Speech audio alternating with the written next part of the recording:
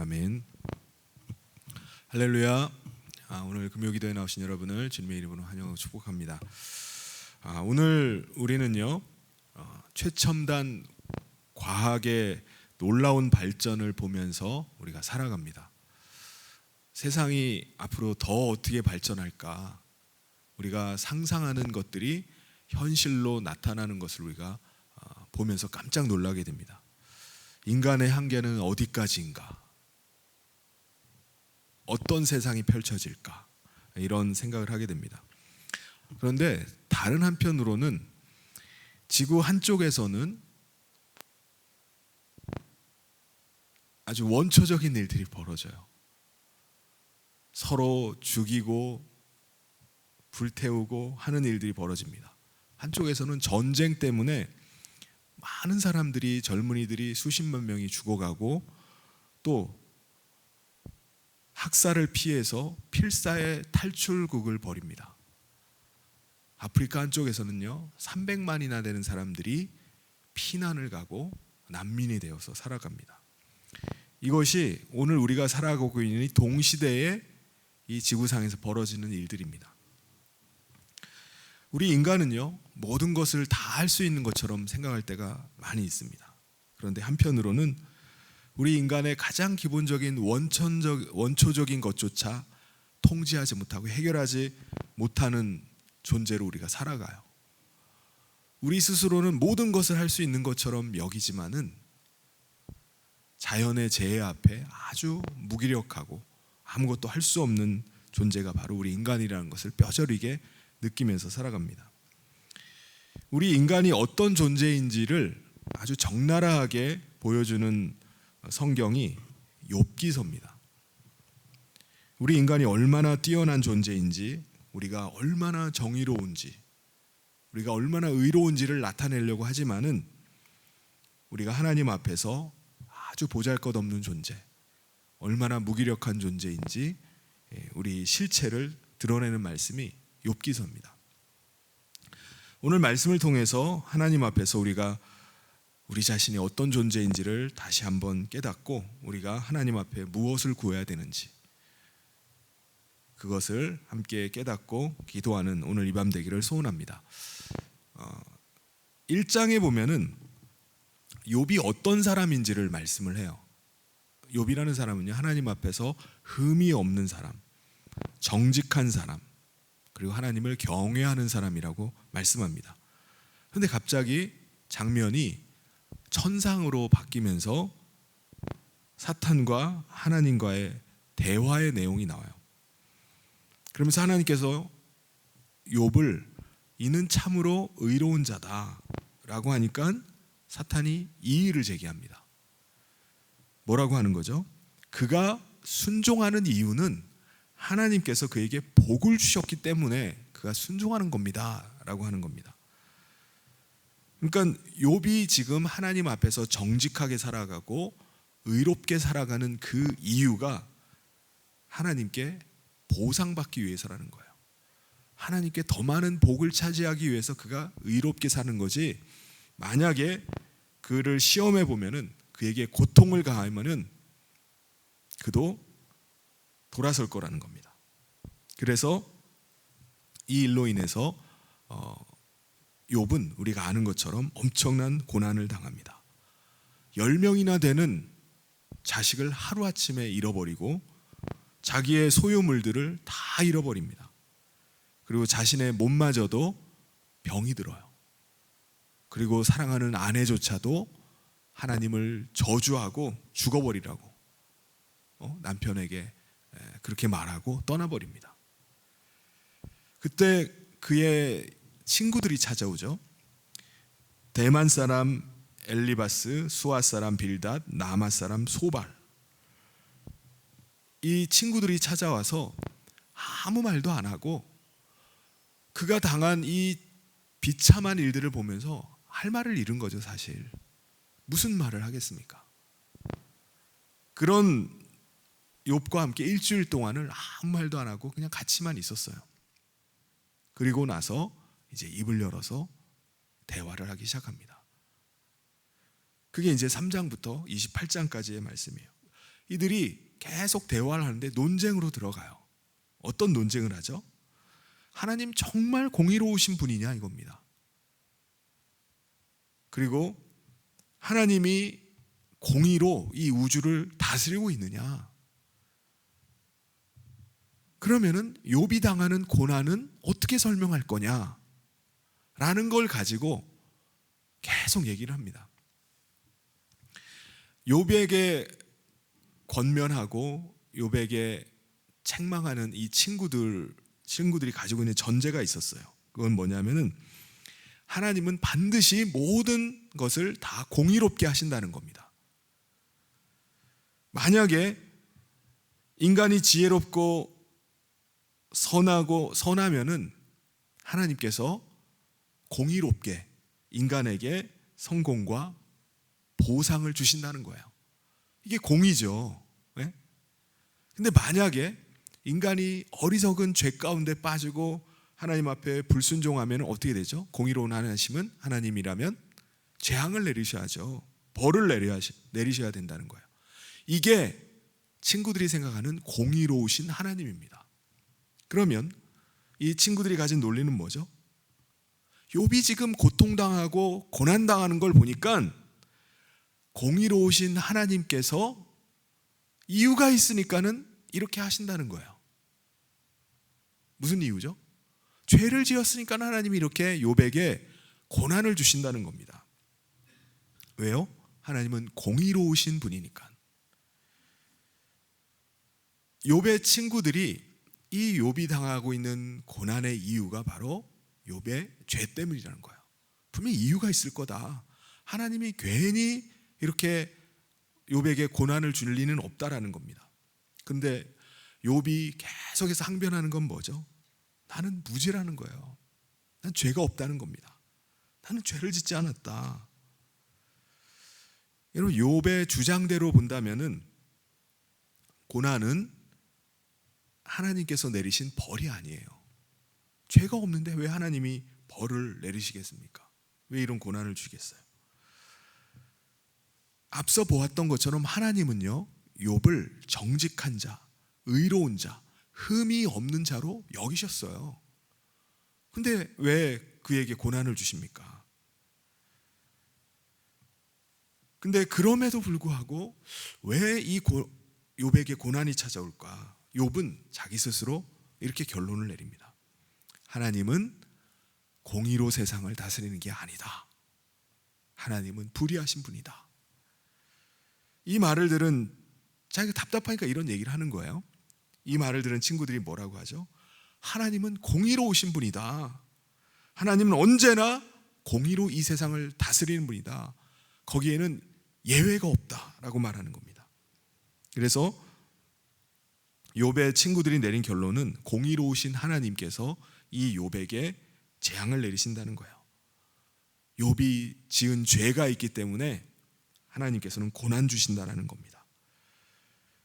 그러면서 친구들이 뭐라고 말하죠? 아마 너가 지은 죄가 이런 게 있을 거야 라고 하면서 욥의 죄악을 쭉 열거를 합니다. 이 이야기를 듣고 있는 이 욥의 마음이 어떻겠습니까? 나는 죄가 없는데도 불구하고 이런 고난당하는 것이 너무나 견디기 힘들고 내 마음 가운데 하나님에 대한 원망하는 마음들이 막 자꾸 일어나는 것이 너무나 괴로운데 거기다 대고 계속 불을 지르는 거예요. 그러니까는 친구들이 하는 말을 정말 듣기가 너무나 힘든 겁니다. 그래서 진저리를 치는 거예요. 친구들이 위로가 아니라 상처를 줘요. 더 깊은 상처를 줍니다. 난 분명히 하나님 앞에서 부주의한데 지금 이들은 나한테 왜 이런 소리를 하는가? 위로가 아니라 오히려 자기에게 깊은 상처를 준다는 겁니다. 그래서 욥은요, 이 문제를 가지고 하나님 앞에 나가는 겁니다. 그는 신앙 양심상 친구들의 이 비난을 받아들일 수가 없기 때문에 하나님 앞에 이렇게 말하는 거예요. 욥기 23장 10절에 보면 그러나 내가 가는 길을 그가 아시나니 그가 나를 단련하신 후에는 내가 순금같이 되어 나오리라. 아주 유명한 구절입니다. 우리가 이 구절을 인용을 할 때 어떤 의미로 이 구절을 받아들이죠? 우리가 시련을 이겨내면 이 시련을 통해서 우리의 믿음이 더 견고하게 되고 정금처럼 단련되어서 나오게 될 것이다. 그래서 우리는 하나님으로부터 인정받고 복을 받게 될 것이다 라고 이 성경 구절을 인용을 합니다. 그런데 욥이 이 실제 의미는 어떤 의미죠? 욥이 친구들이 자꾸 너 지은 죄가 있으니까 하나님께서 너를 이렇게 치신 거야, 이렇게 저주를 받은 거야 라고 말하면서 너 회개해야 돼, 너 회개하지 않으면 안 돼 라고 하니까는 욥이 말하는 거예요. 하나님께서 내 걸음을 한번 낱낱이 하나님께서 아실 테니까 나를 한번 털어보라는 겁니다. 나를 털고 또 털어보아도 나는 순금처럼 깨끗하다는 거예요. 아무리 나를 단련을 해도 나는 아무 허물이 나오지 않는다라고 자신의 정결함을 하나님 앞에 항변하는 게 바로 이 구절입니다. 그러니까 단련받은 후에 정금같이 된다는 게 아니라 아무리 털어봐도 나는 순금처럼 깨끗합니다, 정결합니다, 아무리 털어봐도 난 나올 게 없어요 라고 하나님 앞에 항변을 하고 있는 겁니다. 욥은 하나님께서 세상의 모든 불의를 주장하신다고 생각했어요. 그런데 이해할 수 없는 게 왜 나에게 이렇게 하냐는 겁니다. 왜 나에게 이런 이해할 수 없는 고난이 주어지느냐는 겁니다. 그래서 하나님에 대해서 이런 생각까지 하게 됐어요. 욥기서 16장 9절에 보면 그는 진노하사 나를 찢고 적대시하시며 나를 향하여 이를 갈고 원수가 되어 날카로운 눈초리로 나를 보시고. 욥이 오죽하면 이렇게까지 표현하겠습니까? 하나님이 왜 나를 원수처럼 대하십니까? 욥기 27장 2절에 보면 나의 정당함을 물리치신 하나님, 나의 영혼을 괴롭게 하신 전능자의 사심을 두고 맹세하노니. 자기 자신에 대해서 자신의 정당함을 물리쳤다고 말합니다. 그리고 나의 영혼을 괴롭히시는 하나님이라고 이렇게 표현을 해요. 그러니까는 하나님 앞에서 지금 도대체 이해할 수 없는 일들이 일어나는 것을 보면서 여러 가지 혼란스러움을 나타냅니다. 그러면서 마지막으로 하나님께 이런 진술을 해요. 나는 분명히 무죄하오니 하나님께서 직접 설명해 주십시오. 도대체 내가 알 수가 없습니다 라고 하면서 하나님 앞에 탄원을 합니다. 하나님께서 말씀해 주십시오. 그때 뜻밖의 친구 하나가 등장을 하죠. 누구죠? 엘리후라는 사람입니다. 이 사람은 뭐라고 말하냐면은 하나님은 공의로우시기 때문에 공의로 세상을 다스린다라고 하면서 친구들이랑 같은 얘기를 하는 거예요. 그러면서 이 엘리후가 친구들과 다른 관점으로 한 가지를 얘기합니다. 그건 뭐냐 하면은 하나님께서 너에게 고난 주신 것은 너에게 앞으로 죄를 짓지 않고 살게 하기 위해서 미리 하나님이 너에게 경고를 주시기 위해서 고난 주시는 거다라고 말하는 겁니다. 그러니까 욥이 지금 당하고 있는 고난은 뭐죠? 하나님께서 욥을 앞으로 장차 귀한 사람을 쓰시기 위해서 빚어가시기 위해서 이런 고난을 미리 주신다는 거예요. 미리. 그러니까 너 하나님 비난하지 마, 하나님 원망하지 말라고 권면을 합니다. 욥이 듣기에는 세 친구가 말하는 거나 엘리후가 말하는 거나 똑같은 말이에요. 엘리후는 조금 더 다듬어 가지고 하나님이 너를 빚어가시기 위해서 너에게 고난 주시는 거야 라고 말하지만 똑같은 말입니다. 욥은 엘리후가 말한 얘기를 듣고 대꾸조차 하지 않아요. 우리 성경을 욥기서를 보면요, 엘리후가 하는 그 발언의 장이 여러 장에 걸쳐서 엘리후가 말합니다. 근데 욥은 대꾸조차 하질 않아요. 그 뒤에 하나님께서 이 욥에게 나타나셔서 말씀을 하십니다.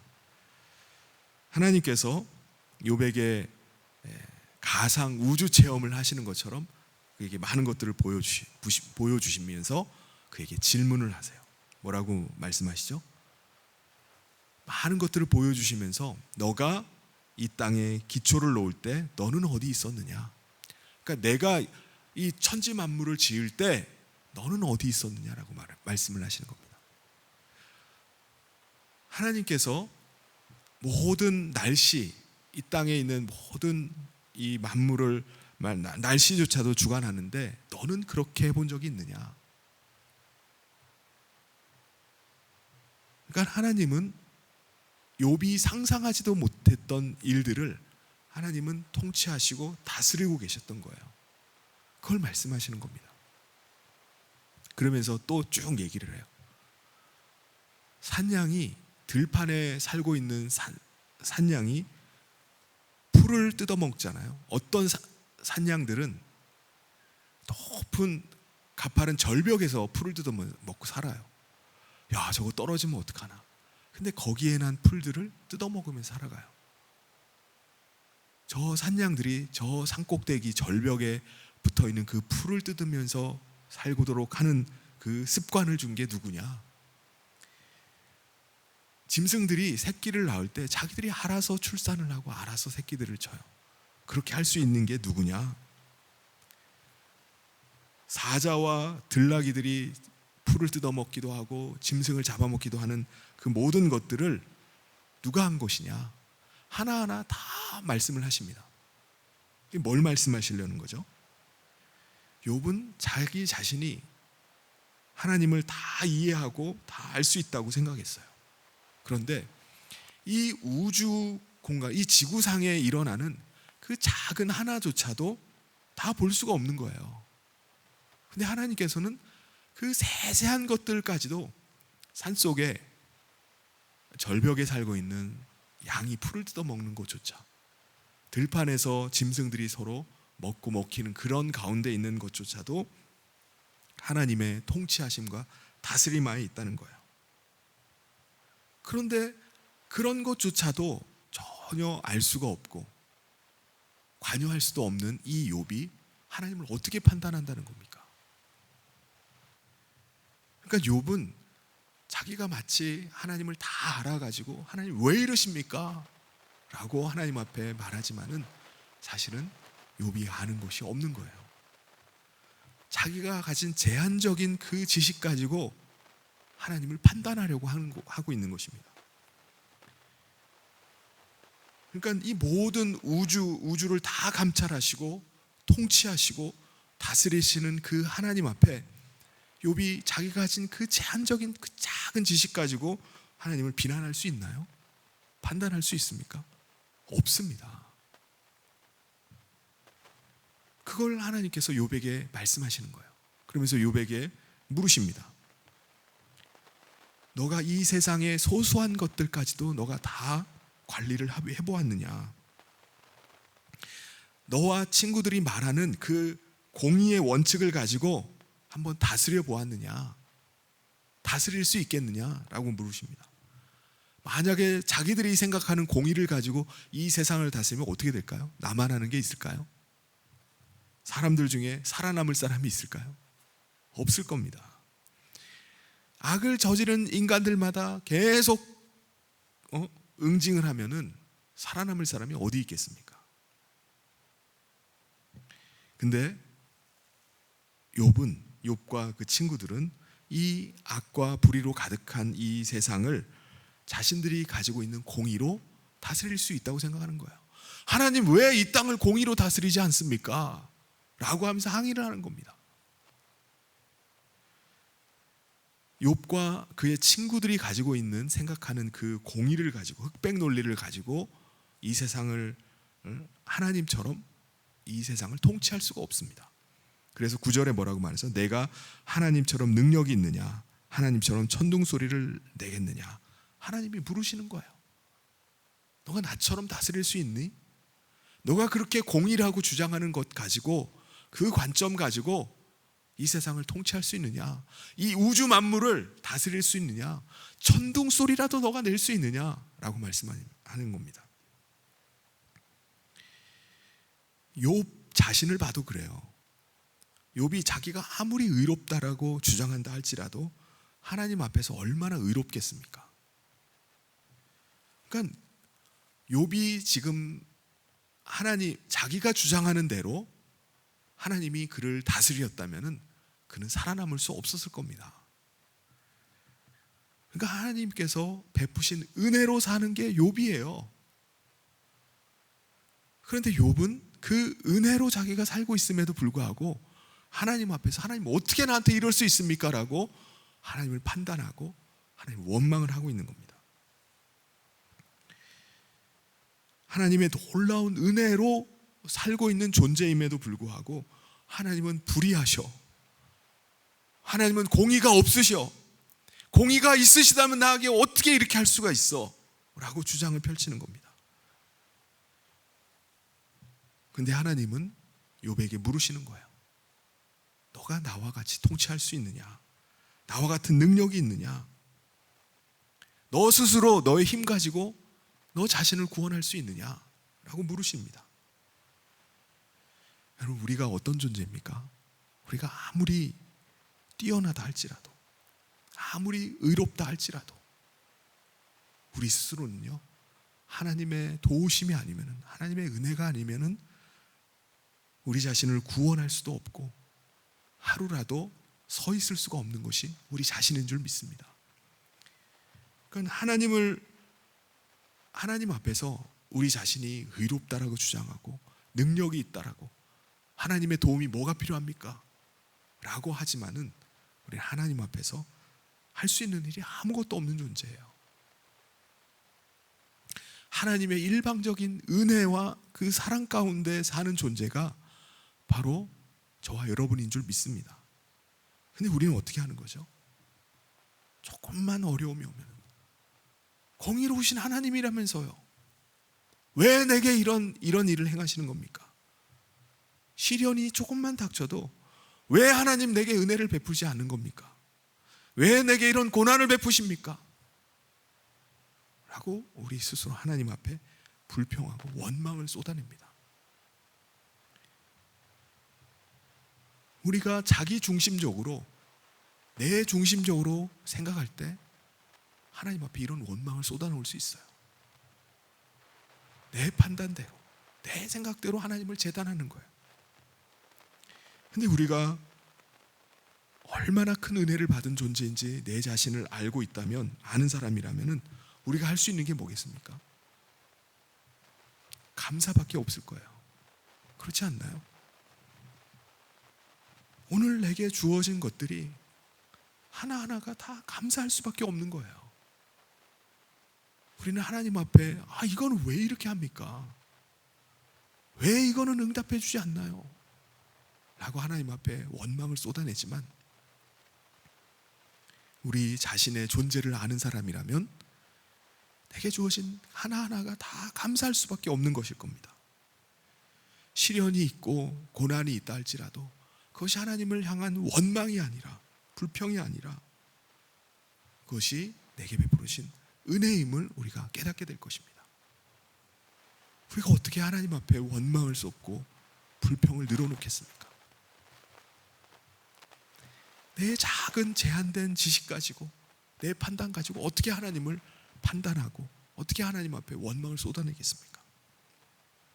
하나님께서는요, 이 말씀을 하시면서 베헤못이라는 그 동물을 예를 드십니다. 이 15절에 이제 소같이 풀을 먹는 베헤못을 볼지어다. 내가 너를 지은 것 같이 그것도 지었느니라. 인간과 이 베헤못을 이렇게 비교하면서 말씀을 하시는 거예요. 이 베헤못에 대해서 16절부터 쭉 설명을 합니다. 이 초식 동물, 이 베헤못이라는 게 얼마나 큰지, 힘은 허리에 있고 뚝심은 배의 힘줄에 있고, 뭐 꼬리치는 것은 백향목을 흔들리게 하고, 이 동물에 대해서 이제 설명을 합니다. 막강한 힘을 가지고 이 자연계에서 왕처럼 군림하는 존재가 이 베헤못이라는 동물이에요. 이 동물을 19절에 보면은 하나님이 만드신 것 중에 으뜸이라고 말씀합니다. 으뜸. 우리 인간은 우리 자신을 어떻게 생각하죠? 우리는 하나님의 형상을 닮은, 하나님이 만든 것 중에 으뜸이라고 우리가 생각합니다. 우리 인간을 그렇게 생각해요. 근데 하나님은 여기 말씀에 뭐라고 하죠? 하나님이 창조하신 것 중에 가장 으뜸이 이 베헤못이라는 겁니다. 이 막강한 힘으로 자연계의 왕처럼 군림하는 존재가 이 베헤못인데, 이 베헤못을 하나님께서 다스리고 통제하신다는 거예요. 우리 인간과 비교해서 인간이 이런 베헤못이라는 이 동물을 다스릴 수 있나요? 우리가 어떻게 이 동물을 통제를 합니까? 우리 인간은 이 베헤못에 비하면 아무것도 아니에요. 우리는 이 베헤못을 어떻게 할 수가 없어요. 그런데 하나님은 이 베헤못을 장악하고 통치하고 계신다는 겁니다. 다른 말로 하면요, 으뜸인 이 베헤못조차도 하나님의 다스림과 통제하에 살아간다는 거예요. 근데 우리 인간은 어떻게 하죠? 베헤못보다도 못한데 우리가 마치 으뜸인 것처럼 그렇게 생각하고 산다는 거예요. 으뜸인 베헤못조차도 하나님 앞에 굴복하고 통제를 받는데 우리 인간은 왜 그러냐 이겁니다. 마치 우리 인간이 하나님을 통제하고 있는 것처럼 여겨요. 마치 하나님이 나를 위해서 존재하고 있는 분인 것처럼 생각을 하는 겁니다. 그래서 조금만 어려움이 생기면 습관적으로 하나님을 원망해요. 내가 하나님 앞에서 할 의무를 했으니까 하나님도 나한테 이렇게 해줘야 되는 거 아닙니까? 나는 하나님 앞에 의로운 존재니까 하나님도 나에게 이렇게 나를 지켜줘야 되고 나에게 이렇게 보상해줘야 되고 나를 이렇게 도와야 되는 거 아닙니까? 라고 하나님 앞에 우리 자신을 내세우는 겁니다. 그런데 만물의 으뜸이라고 하는 이 베헤못조차도 하나님의 통치를 받듯이 우리는 우리 자신의, 우리 인간의 그 자기중심성에서 벗어나야 돼요. 우리 자신이 어떤 존재인지를 제대로 봐야 된다는 겁니다. 우리 자신을 제대로 보면 어떤 존재죠? 한마디로 정말 은혜 아니면 살 수가 없는 존재예요. 이 사실을 잊어서는 안 됩니다. 결국 욥은 어떻게 하죠? 자기 자신의 어떤 존재인지를 깨닫게 된 겁니다. 나는 다 한다고 생각하고 내가 가진 것 가지고 하나님 앞에서 이거 주장하고 하지만은 나는 아무것도 아니었구나. 나는 하나님의 은혜로 사는 존재였구나. 나는 하나님 앞에 감사할 수밖에 없는 존재구나 라는 것을 깨닫게 됩니다. 그가 그래서 겸손히 하나님 앞에 자기 자신을 낮추고 회개하기 시작해요. 내가 비난하고 내 영역을 넘어서 하나님의 영역까지 침범해가지고 하나님을 판단하고 하나님을 원망했구나 라는 것들을 회개합니다. 하나님께서는 뭐라고 말씀하시죠? 욥의 친구들에게 너희들은 나에 대해서 틀리게 말했다. 그리고 욥이 나에게 대해서 바르게 말했다 라고 말씀해 주십니다. 왜 그런 거죠? 하나님께서 욥의 수고를 인정해 주셨어요. 하나님 앞에 정직하게 나와서 자신의 감정과 고통을 하나님 앞에 토로한 것을 하나님이 인정해 주신 겁니다. 하나님 앞에 직접 나와서 대화하기 위해서 친구들과 더 이상 대화하지 않고 그들에게 자신의 감정을 토로하고 마저 하나님 어떻게 그런 하나님이야 라고 하는 것이 아니라 하나님 앞에 나와서 몸부림쳤던 그를 인정해 주신 겁니다. 그러면서 모든 고난을 통과하는 방법이 바로 이것이다. 하나님 앞에 기도로 몸부림치는 것이다 라는 것을 인정을 해 주신 겁니다. 욥의 마지막은 우리가 잘 아는 것처럼 잃어버렸던 자식을 다시 얻게 돼요. 10명의 자식을 잃었는데 다시 10명의 자식을 얻게 됩니다. 그리고 그가 잃어버렸던 전 재산을 갑절로 받게 돼요. 딱 그 배로 그가 다시 회복을 받게 됩니다. 그러니까는 하나님의 자비하심을 그가 다시금 경험하게 돼요. 여러분, 오늘 우리 가운데 고난이 끊이지 않고 우리 가운데 있게 됩니다.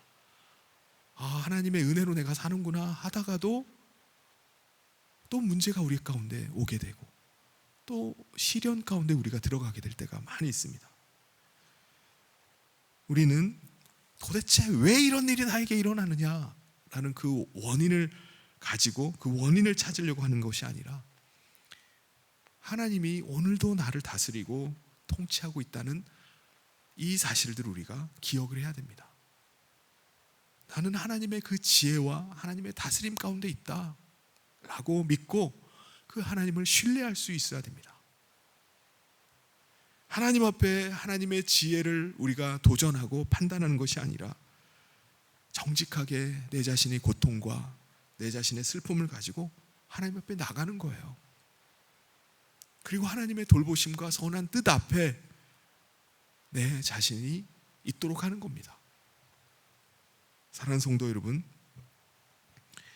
더 이상 우리가 어떤 고난을 당하든지 어떤 시련을 당하든지 내가 무슨 죄를 지어가지고 이렇게 됐느냐, 무슨 죄를 지어가지고 이렇게 하나님 앞에 벌 받느냐 탄식하지 마시길 바랍니다. 반대로 일이 잘 풀린다 할지라도 내가 예배를 잘해서 내가 열심을 내가지고 하나님께서 내게 복 주시는구나, 내 형편을 열어주시는구나 자만에 빠지지 말길 바랍니다. 오늘 우리는요 하나님의 통치하심과 하나님의 은혜 가운데 살아가는 존재임을 믿습니다. 어떤 상황 가운데서도 하나님이 나를 다스리고 계심을 여러분 놓치지 말기를 바랍니다. 그래서 하나님께서 신실하신 하나님이 나에게 은혜를 베푸시고 하나님이 베푸시는 그 자비 가운데 내가 살아가고 있음을 우리가 믿고 나갈 수 있기를 바랍니다. 그래서 우리가 어떠한 고난 가운데서도 욥이 그 고난을 이기고 하나님 앞에서 큰 자비를 받고 또 은혜를 받았던 것처럼 오늘 우리도 하나님의 그 자비하심과 은혜를 누리면서 신실하신 그 하나님과 함께 믿음으로 믿음 생활하면서 우리가 신앙생활을 해나가는 저와 모든 성도님 되시기를 주님의 이름으로 축원합니다. 우리 같이 기도하겠습니다.